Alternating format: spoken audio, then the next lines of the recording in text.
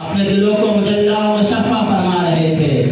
میرے عزیز طلبہ اور مہمانان اعظام، اب میں تقریر کے لیے جامعہ حاضری کے ایک طالب علم محمد آفتاب کو دعوت دینا چاہتا ہوں کہ وہ آئے اور اپنی واقعی ضمیر ہم سامعین کے سامنے پیش کریں۔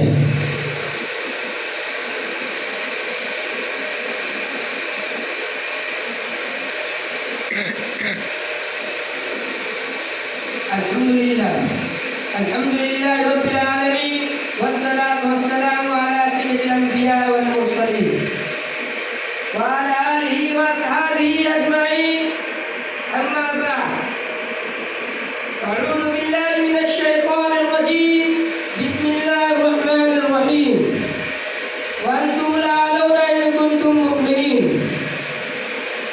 ومعزز ہے زمانے میں مسلمان ہو کر، ومعزز ہے زمانے میں مسلمان ہو کر، اور مخار ہوئے تاریخ کے سنانا ہو کر۔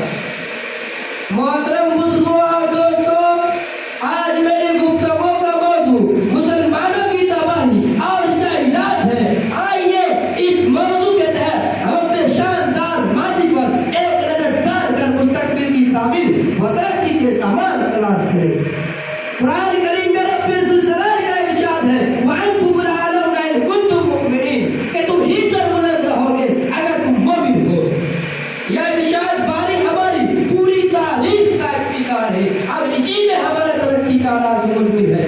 تاریخ کے سینکڑوں واقعات یہ بتانے کے لیے کافی ہے کہ جب بھی ہمارا رشتہ اللہ سے اور اس کے دین سے مضبوط رہا، سربلندی و کامیابی نے ہمارے قدم۔